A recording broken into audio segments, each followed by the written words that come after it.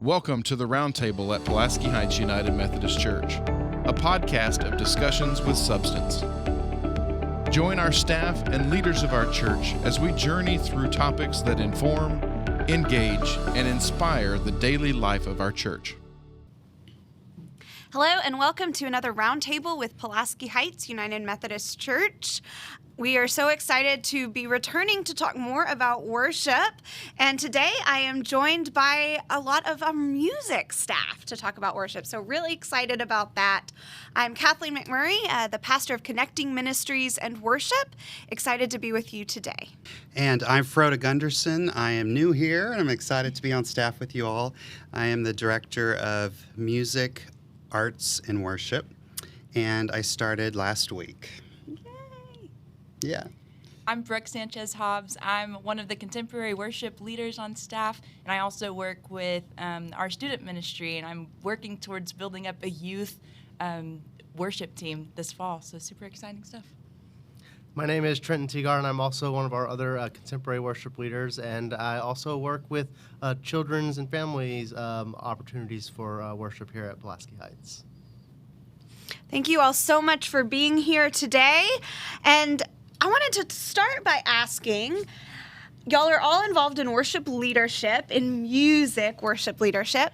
So how did you come to become worship leaders? How did that happen, and what does that mean to you? Well, mine started a long time ago. We moved here to the United States when I was 4 years old from Scandinavia because my dad is a Methodist pastor. Oh, wow. So we literally came to this country because of the Methodist Church. Very cool. And I grew up in the Dakotas, and I just had an interest in music from a young age and started taking piano like they do and voice, and I was in band and choir. And then these are very small towns that my dad served in, so if you have any ability whatsoever, you're going to be tapped to do something. So I think I was the age of 12, and I played my first Saturday evening worship service at the piano. And I just sort of fell into that. But honestly, I didn't think I wanted to be. I didn't even know you could do full-time church work growing up where I did, because I didn't see that. And so I was involved in all the things that a musical kid would be in school, and the Broadway shows, the musicals, marching band, choir, etc. And involved in church. It was in the church that I got to express myself as a musician, And that's kind of where I found my roots. And then, but still I started doing piano competitions and et cetera. I was really serious as a pianist. Thought I wanted to be a concert pianist. And once I went to college, I realized there was opportunities in the church. And I still saw it as sort of a part-time thing. And then I went to Dallas. Eventually, I grad school in Dallas. And I got a sacred music degree and a conducting degree. And then I worked at Highland Park Methodist Church, one of the larger churches in our denomination. And I saw, wow. And even then, I was like, no, God, I think I still want to do it. Then I went to academia, and God just always opened these doors for me. And I walked through sometimes, and sometimes I think he kind of pushed me through. But I eventually found my home in church. And that's how it was for me. It was almost... I took a long time to accept that I was going to do this for a living, but I think it was always predestined for me. That's how I feel. Awesome. Frode, I love how what we do is so different, but our stories are so similar. And how God opened up all these doors for us, and that was kind of the path. It was non-traditional, but very similar to Frode. What he said, I grew up in a really small United Methodist church, and I was probably 8, and my parents were like, oh, she can carry a tune. Let's get her up to sing the special. Yeah. And so things like that started from a really young age, and I never thought that was God calling me to worship ministry. I just thought that I had a gift. But then as I got older and I had some mentors in my life, they said, Brooke, you don't have just a gift, you also have an anointing. And I was like, oh man, there's a difference there. And I was like, man, God maybe is calling me to worship ministry. That's a really small tidbit of my story. It's very similar to Frode's. That's really really cool. neat. Yeah. That's neat. What about you, Trenton? Yeah, I have a very similar story as well. I grew up in a very musical family in Nashville, Tennessee. My mom worked in church music for 13 or 15 years, and so I got to see that. And growing up in a very musical family, it was you take piano lessons or you don't eat dinner, and so that was kind of the precedent set there. And so I was highly involved in my home church's music program. They had a very vibrant youth music program, and with youth choirs and youth praise bands and all sorts of things like that. So I got involved that way. And being in Nashville, Tennessee is such a huge music town as well too. So I was constantly playing music and just being involved in other variety things of music. And then when I think I was in maybe college or in high school, I just started to realize the call that God has placed on my life to use my gifts of music to help people experience the power of Jesus and the power of God through worship. And so when I went to college, I did the traditional college stuff with a bachelor's in church music at a small college in south of Nashville. And then as I was coming out of college, I wanted to know more, and I wanted to know what does it really mean to lead people in worship planning and things like that. So I enrolled in seminary, and I went to seminary at Garrett Evangelical up in Chicago, and got a go Garrett, and got a music ministry master's there. And my focus is actually all through my education were all more traditional music with choral conducting and voice and everything like that. But I also have other gifts of playing pop music and rock music and all that kind of stuff too. So kind of wrapped it all into one, and just went wherever God led me, where I could find church work. So For sure. That was kind of my story too, is just it's amazing how God utilizes all of our gifts and doors just open. And there is kind of an act of spiritual discipline that goes with just surrendering, God, I trust you. I'm going to come into this. Yeah. That's cool. Yeah, and at some point you have to recognize these are opportunities Absolutely. that are unusual. Yeah, for sure. So when I ended up at Highland Park Methodist Church, that was when I was oh, okay. Yeah, I'm exactly. at I think then 14,000 member church, and they had many services, but they really valued in my end the traditional components of music making and all the skill sets that I was learning then and had learned before, I was able to use. Yeah, absolutely. But growing up, that's not the kind of church that I went to. Yeah. So I wouldn't have been very successful, if I stayed up north, at least in those years.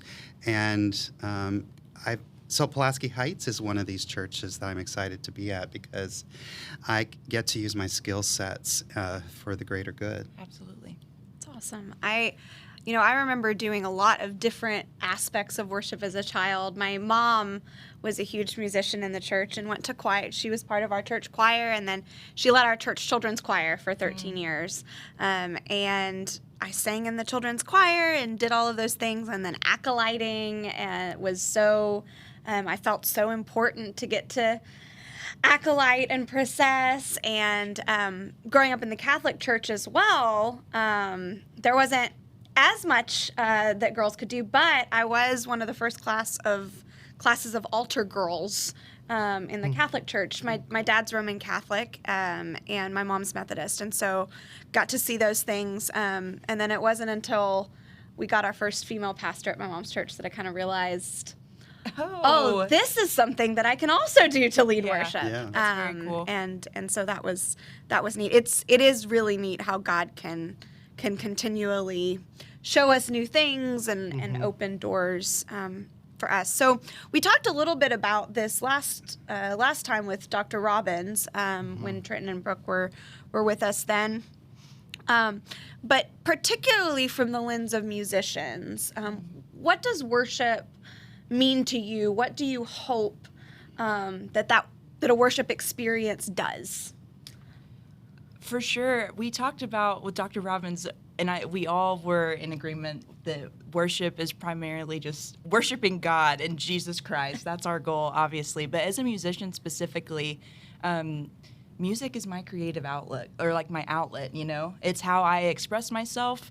And it really is one of those moments where I think it's like whenever I feel closest to God is sometimes whenever I'm singing a praise song, and I know that other people have other ways, like some people are really prayerful, or they really they see God outside. I've always been one of those people that sees God through music, and not just church music, all music. I think God has a hand in all beautiful music. In liturgical worship, I feel that music has a very specific role. Outside of just praising God through our voices and our instruments, it's to elevate the spoken word and the spoken liturgy, and to kind of focus everybody in on that, and to have opportunities through the sung voice, through hymns and so forth, to just praise God. And, I always say when we sing hymns and when we sing our sung responses, we're all the choir. We're all the choir.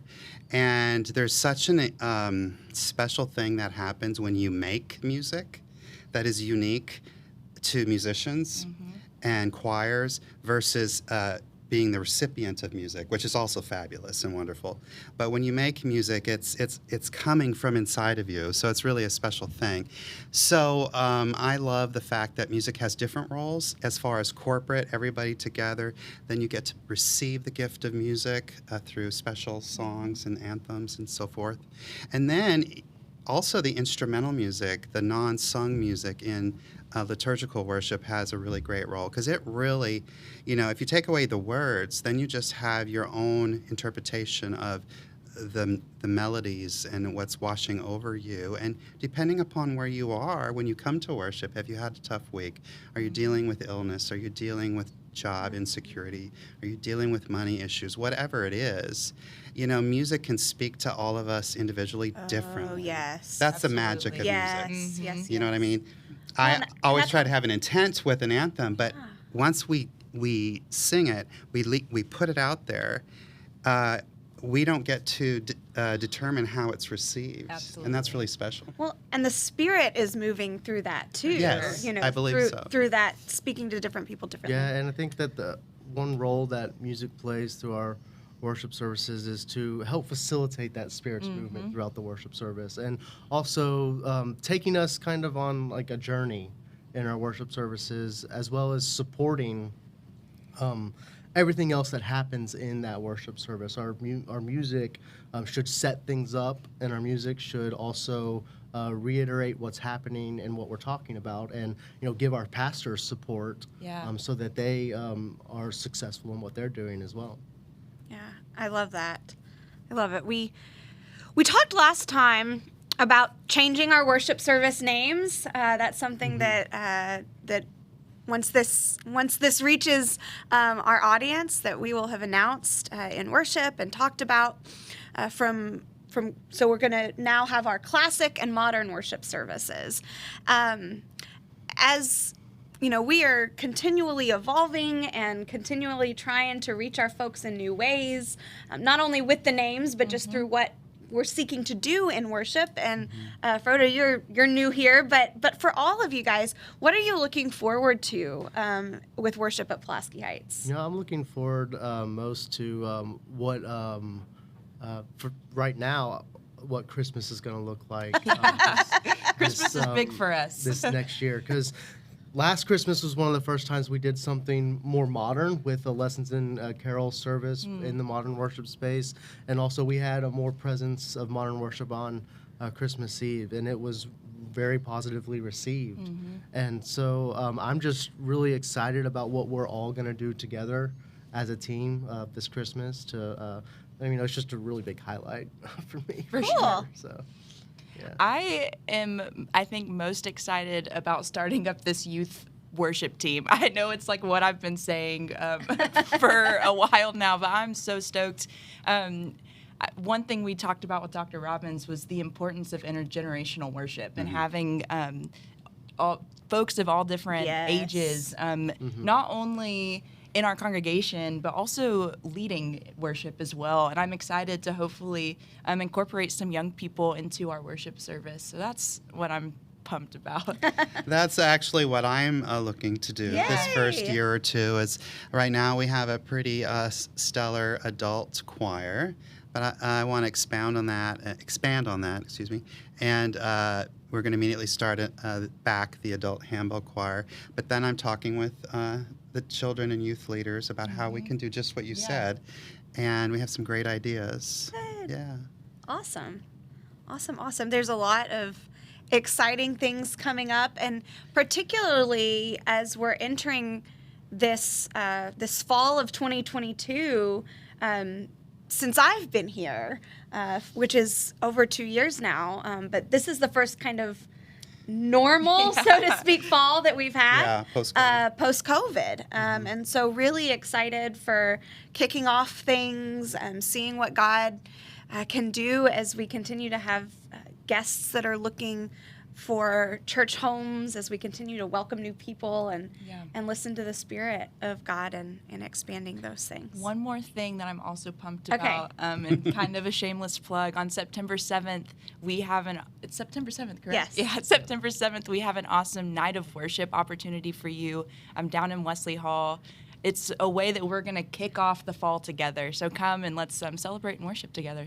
Wesley Hall, September 7th. What time have we set that? I think it's 6. 6 p.m. 6 p.m. We're recording a little early, so check out the calendar, and we'll be sure to get that info to you all. Yeah, that should be wonderful. And I'm really excited, too, as we're entering this year, planning things like Christmas, looking towards even Easter. We've had conversations already about that. Just collaborating with one another and figuring out what, as a whole church, we can do to be those conduits of God and to... Yeah, I was thinking while you were all talking about it being post-COVID, hopefully. Yeah. This is wood, right?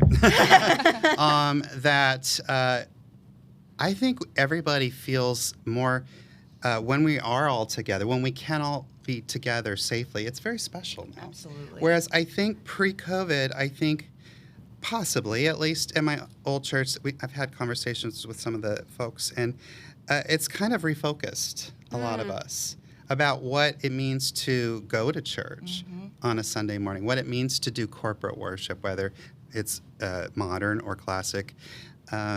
So I know for me, it's made me think, okay, I need to make, through the music and through the liturgy, make the experience as special as possible. And I think that, and I see this at Pulaski Heights, and I'm excited about this, that we need to tap into our creativity.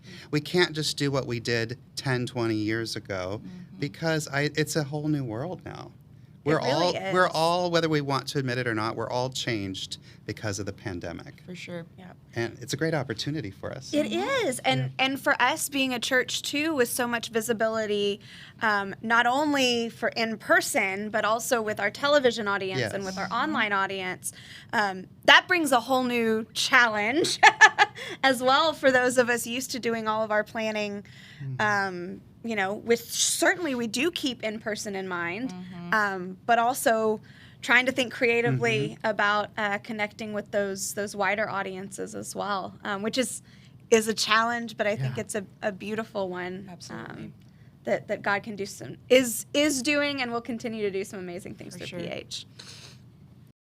Thank you for coming and to being a part of this tonight, but then also being a part of what we do in worship and participating in that, whether you worship with us in person or online or via broadcast. We thank you for worshiping with Pulaski Heights. So have a great week, walk with Jesus, and tell somebody about Pulaski Heights United Methodist Church.